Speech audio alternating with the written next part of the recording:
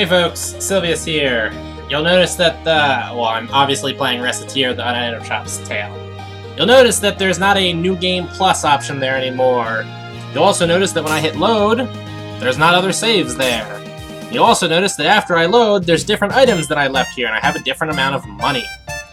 There's a reason for this, and it's a stupid reason. Let me explain. Real quick, alright, so I purchased this game a long time on a digital distribution platform similar to Steam. Gamersgate, EA I think has what's called Origin. I purchased it originally on one called Impulse, which was run by Stardock. Stardock ultimately sold their Impulse platform to GameStop, and then GameStop screwed up everything. So I have an incredibly hard time getting into the platform and being able to play games. So when I started making the video for part 2 that I'm doing here, it kept crashing, and that was because the GameStop distribution thing wasn't up to date correctly. So when I went to update it, it told me I had to uninstall and reinstall. So I did that, and then it wouldn't let me reinstall. So I just could not play the game anymore. So finally I said, you know what, I hate this program. Screw it, I'm just gonna buy this over on Steam. So now I'm playing it on Steam. I've got the Steam overlay here. I think, what is it, Shift Tab to get that? Yeah, there we go. I wonder if that's actually showing up. It is appearing. Alright. Well, there you go. So now I'm in Steam. That was my Steam overlay. Hopefully there wasn't anything that you can use to identify me hidden in that. Anyway. So I had to start over because my files were not transferred over. So here we are. That was a long story short. I'm very annoyed. More importantly, as a side note though, the company that releases this game, Carp Fulgar, something like that, had a couple of other games, and I purchased them all as a bundle. So I actually have 2 other games that I can eventually do Let's Plays for. Fortunately, it cost me $50 that I kind of don't have. So, that said, I'm gonna pause real quick and get something to drink. Okay, my thirst is quenched, I'm good to go. I love being able to relax in the plaza like this. You ever seem to have trouble relaxing even when we are not in the plaza? Well, it's healthy, right? And chapel. Say, Tier, you came from a finance company, right? What on earth? Yes, that is right. I work for Term Finance. So you're employed by them, right? What is it like? No, that is not quite accurate. I was contracted to Term through another organization. Thus, I'm not really an employee per se. So you're just contracted? I'm surprised. You seem so... It's not that surprising. Almost all fairies in human society belong to a fairy-specific contract agency. There are, of course, a few free agent fairies out there as well, and... So that's how it works. Yes, to tell the truth, it can be difficult for fairies to find employment in human society. So the agencies were founded an age ago in order to help facilitate fairy livelihoods. That's amazing. Or, it's depressing. Quite, depending on how you want to look at that. So we're gonna stop by the Merchants Guild. I want to talk to him about unknown items real quick.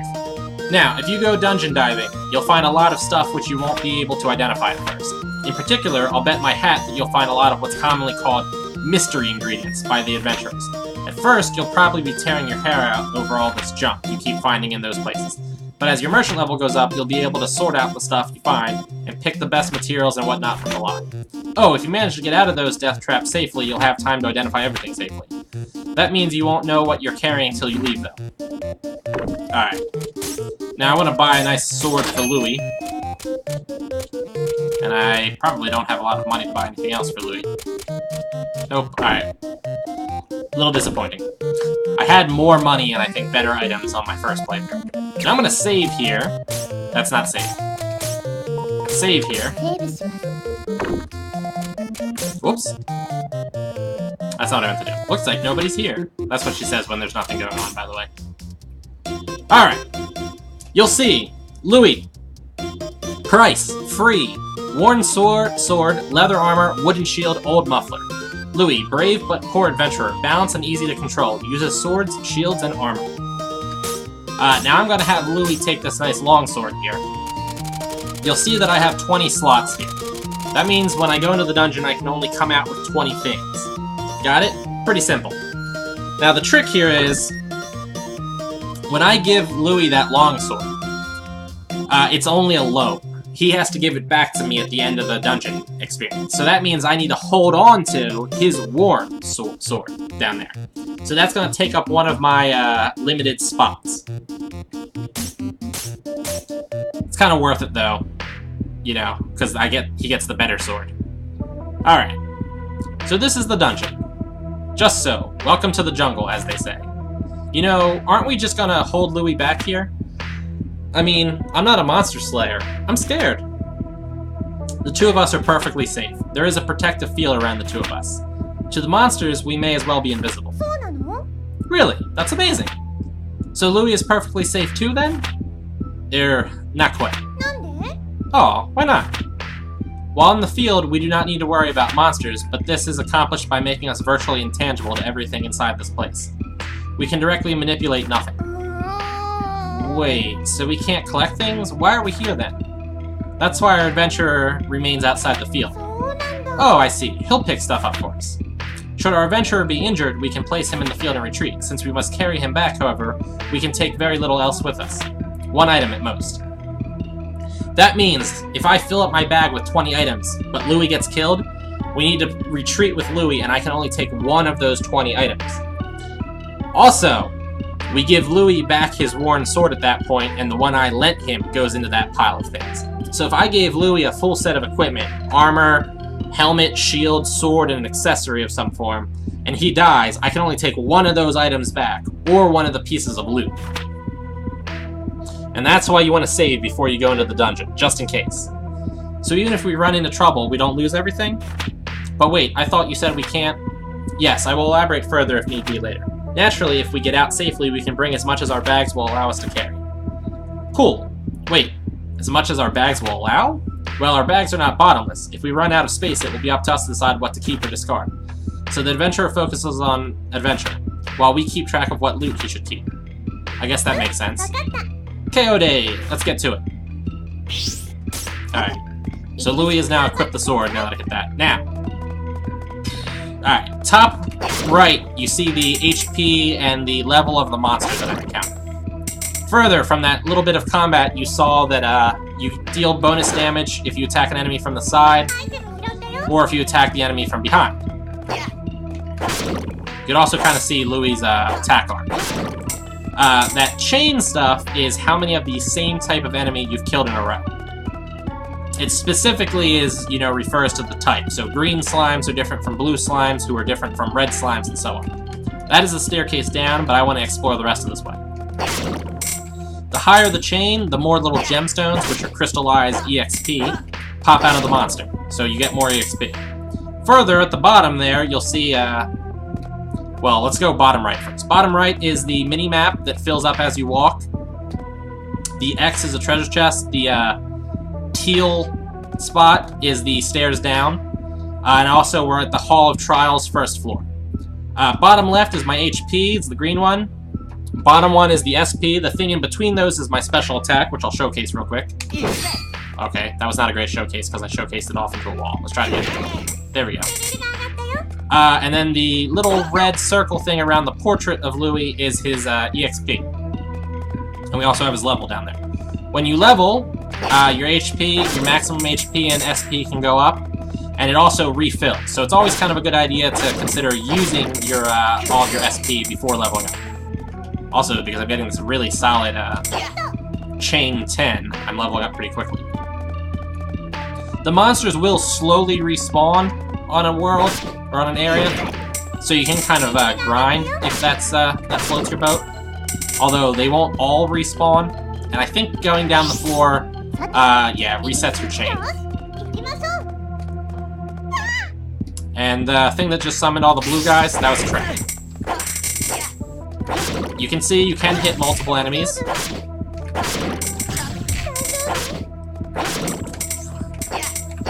Alright. Now, one of the things I want to point out is that the different characters that you can go adventuring with all have slight variations and, like, differences. They're not all exactly the same thing, just with different stats, for instance.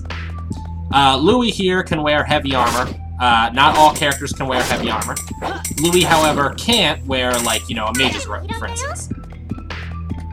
Louis can use shields, and he might be the only person that can use shields. I kind of don't remember. And of course, he's the only person that uses swords. Each of the characters is limited to one unique weapon type. Shields for one person, you know, spears for another person, daggers for another person, bows for another person, and so on. Louis, like the game said, is kind of a, like, generic balanced character. I do want to go check up here. So he's the one that's least likely to have problems, you could say. I want that. You can also see Louis' attack doesn't have a lot of range, but he's got a good arc. He can actually hit enemies that are almost behind him. Anything that actually is caught in that little blue arc, he actually ends up hitting. I can kind of try to pull it off there. There we go. See, I can hit an enemy that was behind me. So Louis is actually, like, a pretty solid guy. That was a critical hit, by the way. Some characters can, like, dash and have some other special abilities. They also all have different amounts of HP and SP. Louis is more of a tank character. He's got a lot of HP. He can wear the heaviest armor. Hopefully the game doesn't freeze there. Okay. Yeah, that was one of the spots where the game freezed on me. Louis' unique aspect is, his shield. Louis can, in fact, block ranged attacks that hit him from straight on. I'm pretty sure he can also block magic attacks. I'm not 100% certain, though. I know he can block physical projectile attacks. So if the enemy, like, throws a rock or shoots an arrow, Louis can face the arrow and block it. But if he's facing the wrong way and shoots him in the back, he won't block it. Blocking it means he takes no damage, by the way. I know there's one other character that can, at least one other character that can block physical attacks. I forget which one, though. And I know that character can't block magical attacks. So that's kind of Louis' unique thing. He is the most, like, defensive-oriented character. Alright.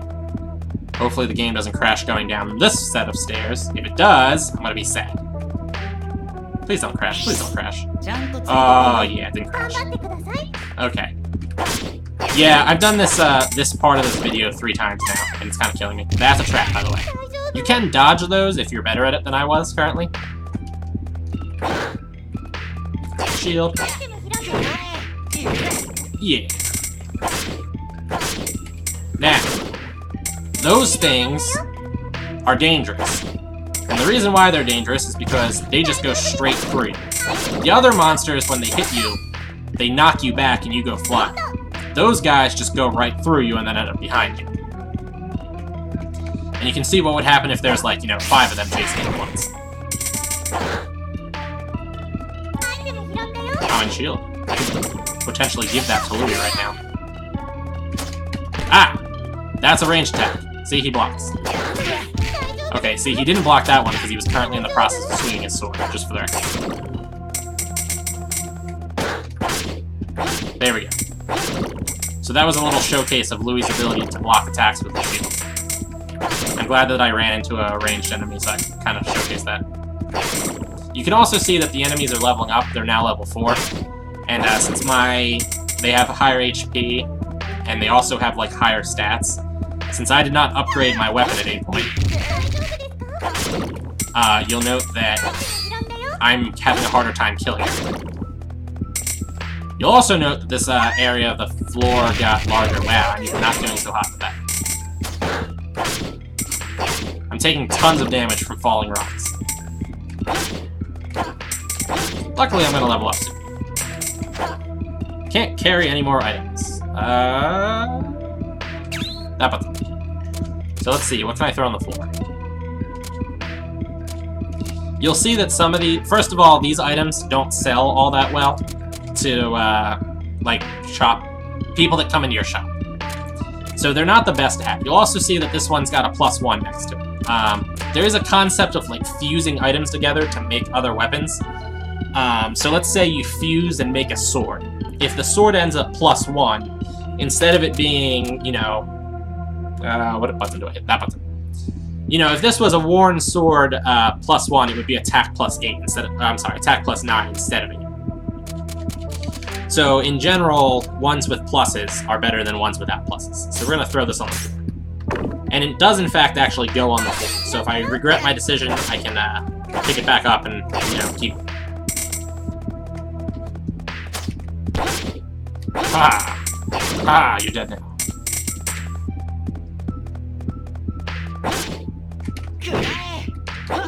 Come on, there we go. Ah, oh, I thought I killed him.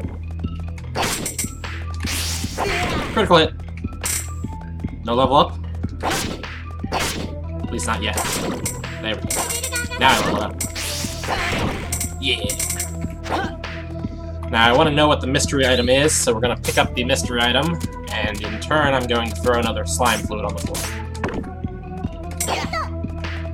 Most monsters, not all of them, but most monsters have 2 items that they can drop. One is usually the common, and then there's usually a rare. And it's different per monster, of course. I'm gonna just leave it there. You know, slimes drop slime fluids, obviously. Non-slimes don't drop slime fluids. Oh, come on. I want to kill these guys all while I get the chance. So that way I can get my... ooh, I want the orange. So I can get my combo. Alright, let's see. What can I throw on the floor for that orange? Standard Charm is worth a lot of money. Got 2 of those. Chestnut. Wooden Shield is kind of junk. Well then. Throw the candy. Nah, let's just throw the other slime fluid. Slime fluids, you will see so many slimes throughout this game that you will never be hard up for slime fluids. Let me tell you. Alright. Now that I've cleared all this area out, I'm going to go down the stairs. I'm going to offer a short prayer that the game doesn't crash again, because if the game crashes at the end of this, I'm going to be kind of annoyed. I would love to pick that up, but I'm not going to fiddle with my inventory right now. Generally speaking, too, the level of the monster has no effect on what it can potentially drop. It just is. So, the same slimes that I'll fight in like 5 dungeons later will still drop the same things. This is... Did I do it? I did, didn't I? Yeah, that's it. I did it! I've cleared the Hall of Trials! Oh, sweet mystery of life. Now you'll give me money. Way to go, Louie! Recettear, this is all thanks to you guys. This is all well and good, but there's a treasure chest just ahead. It behooves us to investigate thoroughly. Tear, you really do like going for the money, don't you? What? I do not. Spout such foolishness. There is no need to treat me like a flying ball of greed. Hey now. I love some treasure too. Don't worry, Tear. I feel you on this. Really, you two completely misunderstand me. So the contents of the chest? Ha! Give me just a second here. Hey! Wow, cards! So this is an Adventurers Guild card.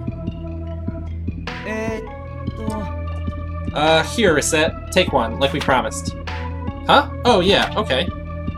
While you did promise to give us your card eventually, we are not so crass as to demand your very first card. You really should think about who you want to give your first... No, I want this. Recette, I beg you, please, take my very first card. I'd love to. Thanks, Louie. Awesome. I can't wait to adventure with you two some more. Merd. Really now, young people.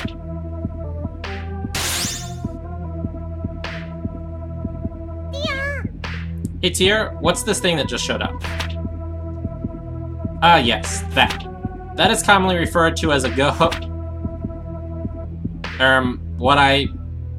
a door of return, I mean. If you answer that door, you can return to town in an instant. By the way, that was like I forget what game, but like go homes are the item that teleports you out of dungeons in some famous like RPG. So that was like a joke on that. This one has appeared because we have cleared the dungeon. But they are often encountered during normal exploration too. I believe they usually appear roughly every 5 levels or so. But wait, if we take this back to town when we're halfway in, don't we have to start all the way at the beginning again? Not at all.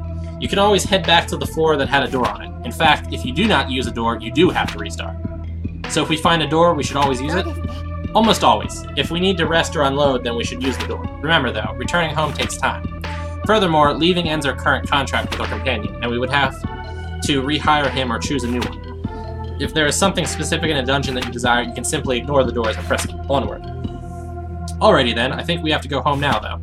Quite so. Oh, just to be sure, in the future, please try to avoid referring to this as a going home. Yes? Okay. You don't want copyright, man. Return to town now. Please don't crash. Please don't crash. Please don't crash. So we got slime fluid, worm swords, candies, more fluids, chestnuts, more fluids, egg toast, chestnuts. There we go. Good. Game did not crash. So I have, one part of today to go. Put that nice orange up there. Egg toast. Like I said, these usually don't sell. But, I mean, it's better to have things on the shelves than have things not on the shelves.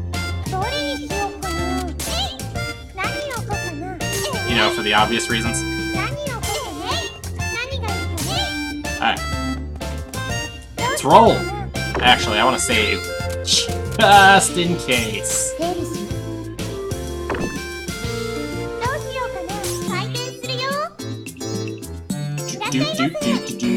Welcome! What? You have this? I mean, of course. You have this. How much? Now, you'll note here up here it says Defense 31 to 35. Things you sell to adventurers, they will in fact actually equip and use. And you won't have to loan them it when you go into the dungeon. So if I had already sold Louis a longsword, I wouldn't have had to give him one. So selling him this is actually really good. Sometimes they'll come in and they'll offer, they want to buy things that they don't have the money for. Just to keep your adventurer moving good, it's sometimes worth it to just sell it to them at, like, you know, whatever. Just so that you can get the items sold to the adventurer. Louis, by the way, usually doesn't have a lot of money. Because he's poor. Level up! Oh yeah. Give me the money. Also, it kills me a little bit inside to have an amount of money that ends in the non-zero. Yeah! Zeros! He wants to buy the orange.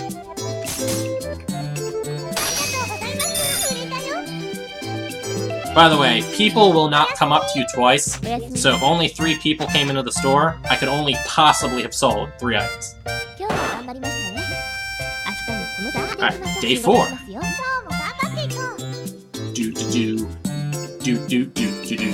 Well then, you seem to have developed a basic understanding of how to sell things to people and not drive them to burn the shop in anger. Yepperoni! Easy as pie!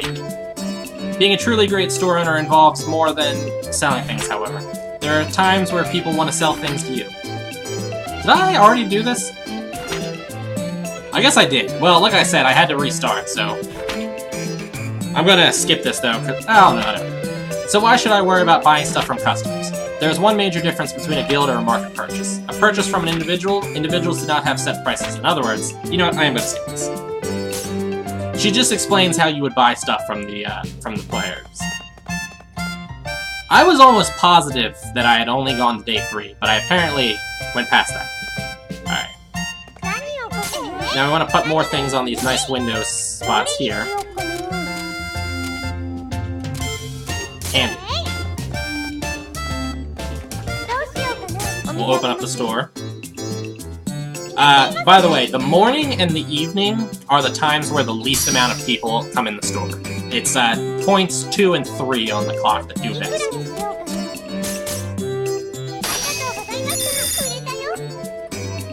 We're making some good money now.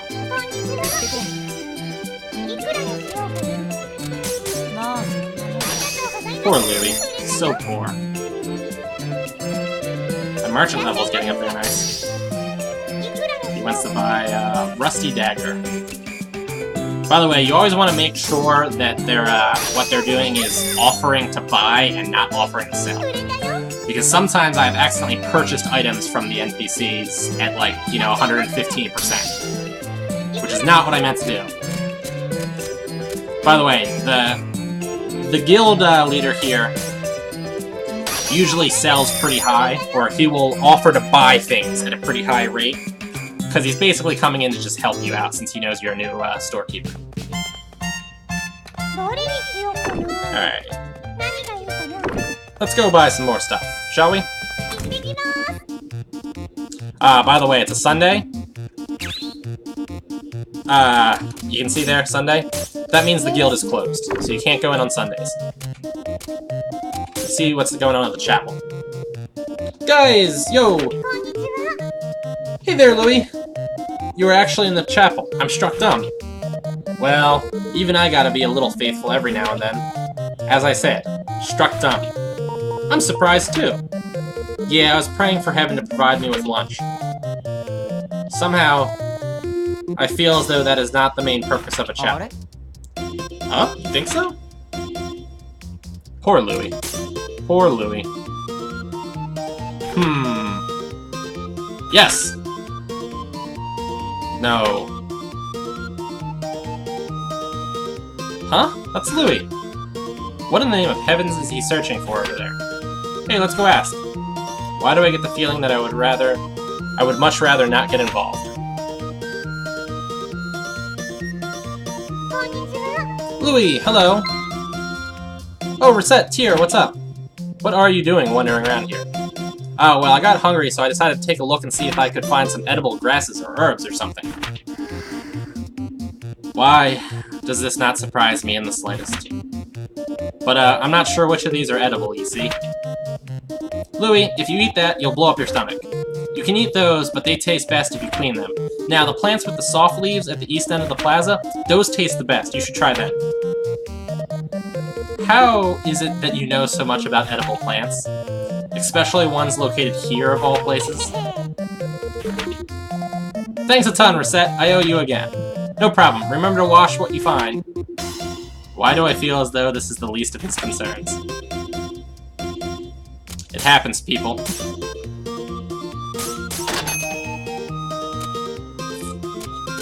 Alright.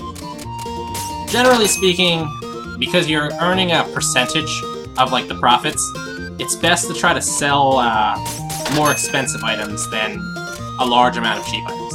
Because only so many people will come into your store each day. So it's better to, you know, make 300 picks profit on a 1,000 item twice, so you make 600 profit, rather than, you know, sell 100 item and make 30 twice. Also, let's do another talk here about fusion. Once a few merchant levels are under your belt, you'll be able to fuse items here at the guild hall. There's quite a few items you can only get by using fusion, so I'd get real familiar with that furnace if I were you. Remember, what you put in affects what you get out of fusion. If you put in some materials of, say, +2 quality, then you'll get an item of similar quality as the result. Keep an eye on what you're fusing too. You don't want to waste those good materials on some mediocre thing you can just buy somewhere. Another thing to keep in mind, it can be real tempting to keep your best quality items for yourself for personal use. But your customers know quality goods when they see them, and you'll earn a lot of respect if you sell top-shelf merchandise. There's a couple of stages to what you can pull off with fusion, as you pick up some merchant levels, so experiment and be sure to come back here often and see what we can make. Alright. We'll buy this nice crafter's knife. Magician's staff. I don't have enough for that spear, that's for sure. Don't have enough for that either. Oh, just barely not able to afford that. Also that's kind of annoying that happened twice in a row now. Alright, well in that case, the iron armband is the most expensive thing. Alright. So yeah, the clock will move forward. Holy cow, it's late. Time seemed to fly by today. Speaking of time, I plan on doing some mild schedule management for you from now on to ensure you are working in an effective manner to pay back the debt. Schedule management? Morning, noon, evening, night. Quite. First, I have broken up the day into 4 time periods. Morning, afternoon, evening, and night. What you can do and how much you can do depends on the time of day. Hey, yeah, the clock's been broken up into 4 areas. Think of each part as a slice of time. A slice. Like a pie. On a side note, I had some delicious blueberry pie today. Continuing on. Indeed, I thought I would be able to keep your attention if I made it rather similar to some sort of sweet food. So there's the morning slice, the afternoon. I'm getting hungry. Ahem. Anyway. Now, to explain in detail, generally you can only act between morning and night. When night ends, you need to go to bed. Trying to run a shop while sleep-deprived is unpleasant, so... I'll close up when it gets late. So you essentially have 2 options for each slice.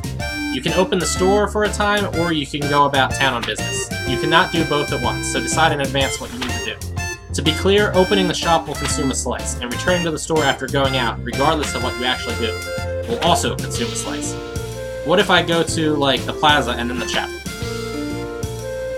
You can get around town easily enough to avoid consuming a slice with each move. Only when you return to the store will the clock advance. So in that case, I should do a lot when I leave the shop? Yes, that is a good attitude to take. Now,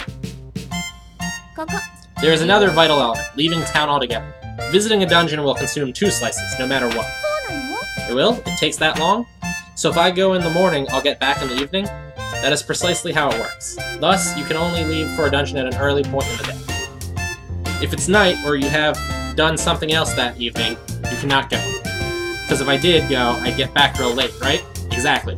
Not only would you annoy your adventure companions with staying out so late, you would also be dead on your feet the next day, after returning. Man, this is a lot to wrap your head around. You will get used to it, I'm sure. Before you know it, you'll be thinking about it naturally. You think so? Well, it helps that you will always be able to see how much time a particular action will consume. Simply pay attention to the clock. That is everything. If you ever want to go over this again, simply ask me when we're in the shop. I'll be glad to go over it as often as you need. Hi, Kay! Now, I want to point out something here, too. You can actually talk to Tyr, and she goes over her lectures, but I want to show off store atmosphere. Light, plain, dark, and gaudy. It's like a grid. So anything I put in my store to make it gaudy will subtract from plain. Same with light and dark. Different customers are likely to come in at different things. Louis, for instance, is kind of neutral on the light versus dark scale, but I think he leans a little bit more towards light because he's actually a pretty good guy. But he likes the store to be plain. If you make the store too gaudy, Louis won't come in anymore. And you can control what the store's atmosphere is based by, like, rearranging things. Or not really rearranging things, but by redecorating. Different wallpapers, different types of tiling, and stuff like that. And also, you can see your merchant level here. Level 1, starting level. As you work in the store, your merchant level will rise and allow you to do more with the store. Scroll down to see what each level allows. Level 2, customers can sell you. And I don't want to go too far ahead, so we'll leave it at that for now. I didn't mean to talk to Tyr there. Magician staff. Iron armband. Cloth key. Let's roll.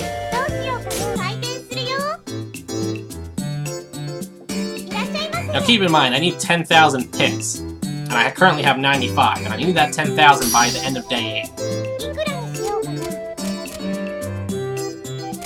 And, there we go. Near pin bonus. Yeah, I like to have my amount of money at 0. It's important to me. Bam! Level up! Now I believe when I finish here, Tyr will give me a lecture on how this works. The taking orders works. When she died, my grandmother told me to sell this if I ever got into trouble. Well, I think that his grandmother gave him a candy piece and was like, sell this if you need it.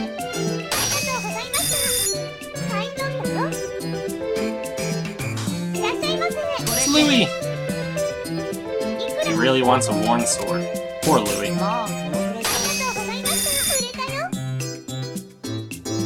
Too bad I didn't get more opportunity. Here we go, lecture time. Well, you seem more or less used to the basics of running an item shop. Hee-hee, you think so? There's one other matter, however. You cannot always be certain that a customer will know what they want when they come in. What do you mean? They may come in thinking, what should I make for dinner? What would be a good weapon? And so forth. They will not be quite sure what exactly they wish to purchase when they come through the door. In such a case, we must provide them with advice to help them decide. Wait, how could I do? Many customers will simply give up if they do not find something suitable for their needs on our counters. Others, however, will realize that we may have reserved stock and will inquire as to whether or not we have something they seek. That is when you may suggest an item you think they would like. In a sense, it is the ultimate chance to show your skill as an item shopkeeper. If you know what somebody desires, they will very likely impress them and cause them to return. Eek, no pressure then, none at all. Well, let us give it a little practice, shall we? It's not so different than a normal sale, really, beyond the fact that you must choose the item to sell yourself. Let us begin. Take a. Welcome. I would like a sword, please. So anything as long as it is okay as long as it's a sword? Ultimately, you must pick something the person would like. By the way, if I may give you a little advice, if you sell weapons and armor to your adventurer friends, they will equip the items you sell them. Meaning, of course, that if you sell items to them, then you will not need to lend it to them any items at the start of a dungeon excursion, and will be able to bring back more items on your own, even if the adventurer must retreat while in a dungeon. The equipment is not lost, since it's in their possession. So selling better equipment to our adventurer friends is a good idea, even if you must undersell to them a little. Accessories work the same way, so think carefully about what you sell, who you sell what to, and what effects it may have on their performance. Whoa, I hope I can keep track of all this. Now, real quick, let's say I give Louis an amazing sword with like attack plus 40. But then Louis comes in and wants to buy a longsword with attack of 8. If I sell Louis the longsword with an attack of 8, he will replace the amazing sword with the attack of 40. So sometimes you have to just, tell him, sorry, I don't have any swords. Because you don't want to ruin up, you don't want to take away his good weapon, but it'll ruin your little chain of merchant level you can. If you look at the details of an item when selling to one of your adventure friends, you can also check what that person currently has. Now then, we should continue. Affirmification. I would like a sword, please. Recommending something other than what they ask for will only anger a customer. Now we'll give her the sword. Yes, excellent. The rest is like a normal sale. Well, once again, let us put the whole thing into practice. I will ask for an item, sell me what I ask for, and you will pass. Let us begin. Hello, welcome to Recettear. I would like a weapon, however. Now she just wants any kind of weapon. So swords would work, bows would work, daggers would work. But we'll of course go with the sword. Oh, this is lovely. How much is it? Yes, an excellent price. Thank you so much. Yay, I sold a steel sword. Precisely done. One more time then. I would like a weapon. Alright, now sometimes they'll say, I would like something metal. So a steel sword would work, a long sword would work, a windbreaker would not, but like, steel armor would work. A bow would not work, unless it says it's a steel bow. Sometimes they'll say, I want something, valuable, or I want something holy. And you kind of need to know whether or not items are considered to be holy or not. So there we go. So there is a little bit of depth to it. You can also just sell the things that are on your shelves, too. So you can be like... Oh, whatever. I was gonna take that off and put it up there, but whatever. If they come in and they say I would like food, I could sell them this egg toaster.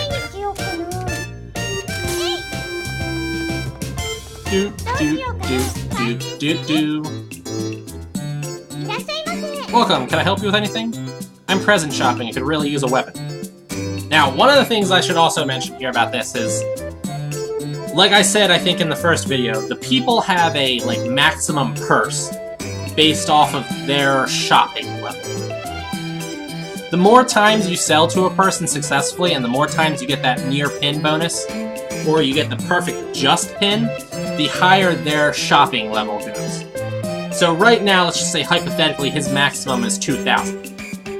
When he asks for a weapon, and if I have some super god-slaying sword that sells for $1 million, I can offer him that, but he won't have the money to purchase it. So even if I offer it to him at exactly 100% of its value, or even at a discount, he still can't purchase it. So that's what you gotta be careful with, too. You don't wanna, overshoot.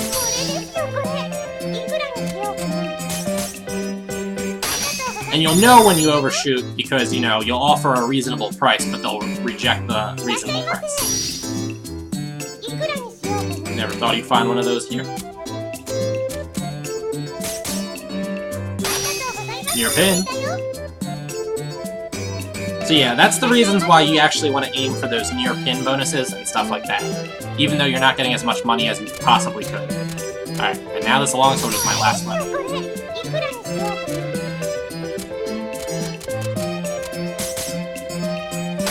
You know, I can get the near pins, level up my merchant level, which makes the merchant's guild have better items in it.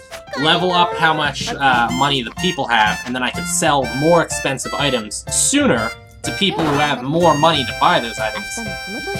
Otherwise, you know, that is why you would want to take a hit sometimes. Now, I'm going to end the video here, but what you want to know is I don't have any weapons on me, so if somebody comes in and asks for a weapon, I'm not going to be able to provide. So instead of opening up my store right now, I'm going to go out and go shopping. But for now, return to the title screen. And folks, I'd like to ask you to like, favorite, comment, subscribe. Check out Recettear. If you're willing, it's $19 on Steam. And the bundle was $49.97, I think. And it contained this, and 2 games I don't remember. Fortune Summoners, I think, and Chanticleer or something like that. Chanticleer, I can't remember. Anyway, though, so check that out. Check me out on Facebook. Check me out on Patreon. I don't like to ask for money, but I did just spend $50 on a game that I already purchased before, so I could actually use a donation right now. But even if you don't want to donate, I do post additional commentary on Patreon, so you might find something interesting there.